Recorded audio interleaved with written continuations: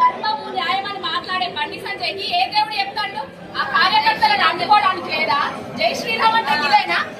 జై శ్రీరామ్ అంటే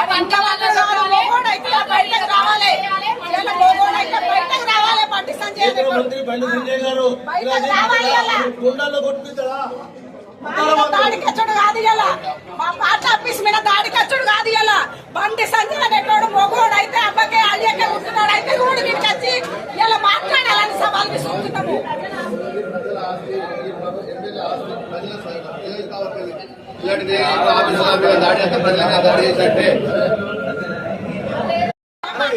దాడి జరిగింది పార్టీగా మనం లోపలికి వస్తామంటే మనకి అడ్డుకుంటారు. మీరు ఎట్లా వస్తారు? మీరు ఎవరు వెళ్ళిపోరు రావద్దు అని మమ్మల్ని అడ్డుకుంటారు.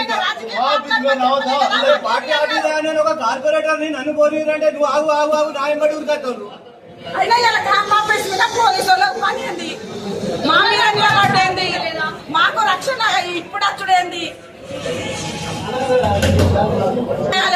మేమేమో దాడికి లోపలి కూడా రానిస్తలేరు. అక్కడ ఆపేసి అక్కడ ఆపేసి ఎట్లా పోతాను ఎట్లా పోతాను ఎవరు బాధ్యత పార్టీ నుంచి మన ఎమ్మెల్యే ఫోన్ చేసి రాని ఒక కార్పొరేటర్ పార్టీ ఆఫీస్లో పోవాలంటే పంపిస్తలేరు.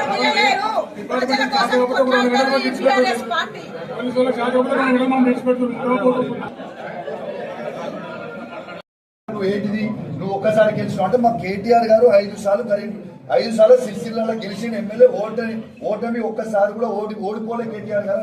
నువ్వు 3 సార్లు ఎమ్మెల్యేగా పోటీ చేసి ఓడిపోయినా ఒక్కసారి ఎమ్మెల్యే గెలవలే మా కమలాకర్ చెల్లి. నిజమే కదా? అది నిజమేనా కదా? నేను అన్నదేదని అబద్ధం ఉందా? మా కేటీఆర్ గారు ఈ భారతదేశంలోనే తెలంగాణలో ఒక అద్భుతమైన చూపించాలని మ్యాప్ లో చూసి పెట్టిన నాయకుడు మా కేసీఆర్ నాయకత్వంలో మా కేటీఆర్ గారు కదా. ఇది ఎంతవరకు కరెక్ట్ మేము అడుగుతాం. దేశపతి అడుగుతున్నాం 100% ఒక హోమ్ మినిస్టర్ ఇంటి నుంచి 100 మంది బండి సంజయ్ గారు రేవంత్ రెడ్డి గారు మాట్లాడుకొని బండి సంజయ్ గారి ఇంటి మీద నుంచి వచ్చి ఈ విధంగా దాడిని చేపిస్తే అధికారం ఉన్నవాడి ఎమ్మెల్యే, ఇది అధికారికంగా ఉన్న ఎమ్మెల్యే క్యాంప్ ఆఫీస్, ఈ అధికారికంగా ఉన్న ఎమ్మెల్యే క్యాంప్ ఆఫీస్ మీద దాడి చేస్తుంటే ఈ కరీంనగర్ సిపి గారికి ఇక్కడ మన ఎమ్మెల్యే క్యాంప్ ఆఫీస్ కాపాడే బాధ్యత లేదా? ఓ రక్షణ లేదా?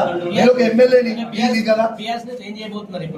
100% మా నాయకత్వంకి మాట్లాడతాము.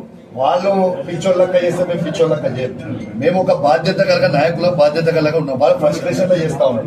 వాళ్ళు దమ్ముంటే అడగాలి, దమ్ముంటే చర్చ పెట్టాలి. వాళ్ళు ఏదో చర్చ పెట్టరు.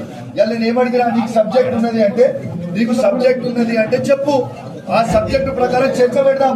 ఇరిగేషన్ మీద పెడదామా, హోమ్ మీద పెడదామా, సివిల్ సప్లై మీద పెడదామా? ఈ పంటలు ఒక్కటి కూడా కొంటలేరు, రైతులందరూ ఇబ్బంది పడతా ఉన్నారు. దాని మీద చేయని ఇదే పద్ధతి. ఎటు తీసుకుపోతలేదు అసలు. ఆశ్చర్యంగా పోలీసు వాళ్ళని అరెస్ట్ చేయాల్సింది, వాళ్ళని రిమాండ్ చేసి నన్ను అరెస్ట్ చేసి తీసుకుపోతానంటారు. ఇదే పద్ధతి. ఇప్పుడు మా నాయకుడు సంపత్, మా మిత్రుడు, మా బీఆర్ఎస్ పార్టీ కార్యకర్తలు సంపత్తి ఇంత పెద్ద రాడుతోని తల మీద కొట్టిండ్రు. ఇప్పుడు తల మీద కొట్టిండ్రు, రక్తం కారుతుంది, తల మొత్తం ఉబ్బింది. ఆయన హాస్పిటల్ వేయండు. ఇప్పుడు ఇదే పద్ధతి. ఈ దాడులు చేసుడేంది, కొట్టుడేంది, కార్యకర్తలు చంపుడేంది, ఇదే పద్ధతి అని చెప్పి నేను అడుగుతా ఉన్నాను. ఇదైతే మంచి పద్ధతి కాదు.